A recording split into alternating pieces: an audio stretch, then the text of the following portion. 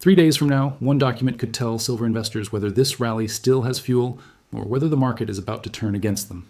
On August 19th, the Federal Reserve will release the official minutes from its July 29th meeting, revealing the debates, disagreements, and concerns that never made it into the headlines.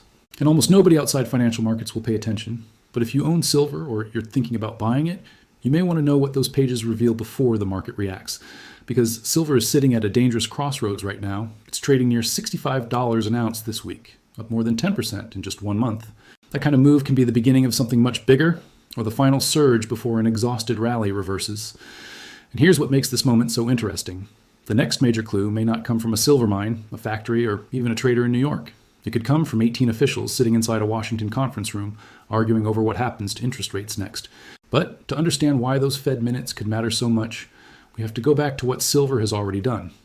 In 2025, silver surged more than 130%, a move the market hadn't seen in nearly half a century. Retirees holding a few coins suddenly had a much more valuable safety net. Young families priced out of gold turned toward silver and watched their holdings climb. And manufacturers using silver in electronics faced the other side of the rally. Rapidly rising input costs, one metal, 3 completely different consequences, and all of them are about to collide again. Then, one person walked into the Federal Reserve, and the market's expectations changed almost overnight. When Kevin Warsh replaced Jerome Powell as Fed chair in mid-2026, investors largely expected a more dovish path, faster rate cuts and continued support for the broader asset rally. Instead, that assumption was challenged almost immediately. Silver sold off sharply as traders realized the new chair wasn't going to simply give markets the easy money policy they were expecting. And Warsh didn't just change the Fed's policy tone. He changed the way investors are forced to read the Fed. He has emphasized reacting to incoming data instead of promising markets what comes next, pulling back from the kind of forward guidance investors had become accustomed to. He has even repeatedly described internal disagreements as a family fight, highlighting just how divided the committee can be. And that matters because the July 29th meeting exposed just how serious that division may be. Rates stayed at 3.5%, 3.75%, but 3 officials dissented. An unusually visible split between policymakers worried about inflation and those watching for weakness in the labor market. Now, the August 19th minutes could reveal just how deep that disagreement really goes. And this is exactly why the August 19th minutes could become the most important Fed document for silver traders in weeks. The policy statement tells you what the Fed decided. The minutes can show you how close the decision really was, who wanted higher rates, who wanted to wait, and how serious the disagreement actually became.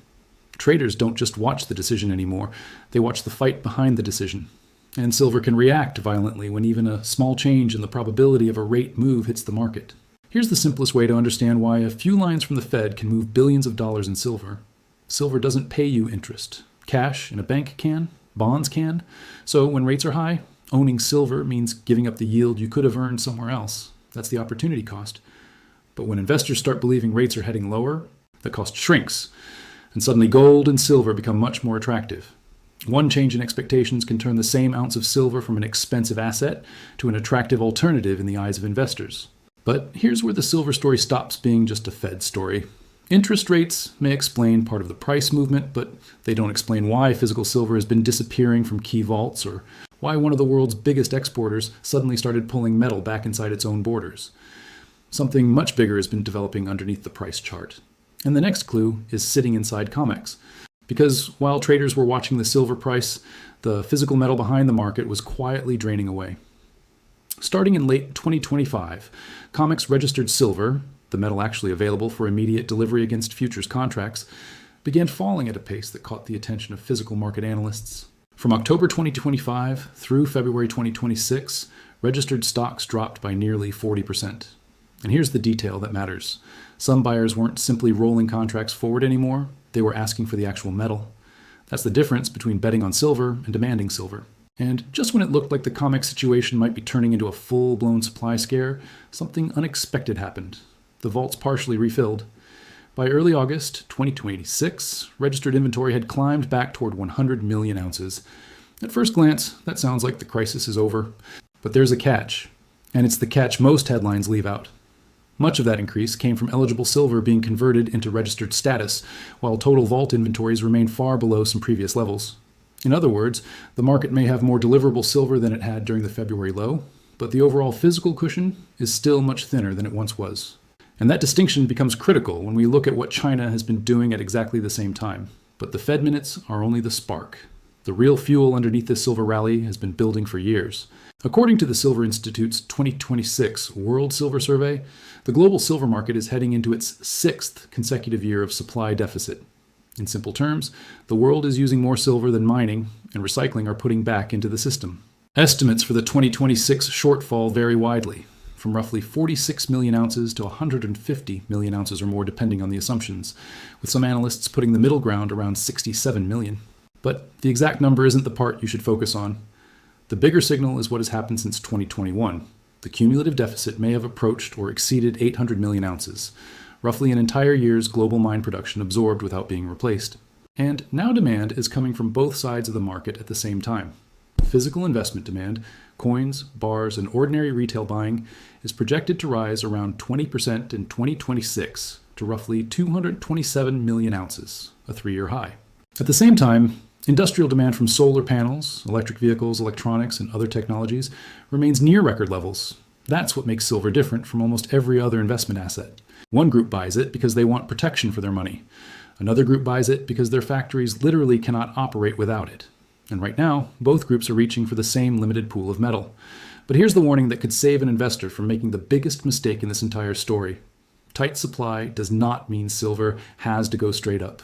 Bank of America's metals research has outlined bullish scenarios for significantly higher prices if momentum continues, while other analysts warn that the rally has begun to resemble a meme trade that could reverse violently if buying momentum disappears. UBS and other institutional voices have also argued that some of the current COMEX tightness could prove temporary, driven by trade policy uncertainty and delivery logistics rather than a permanent shortage.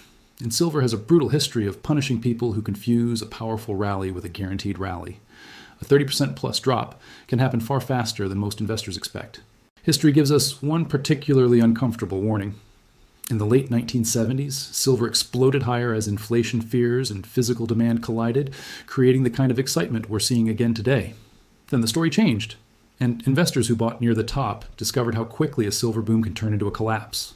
2026 is not 1979.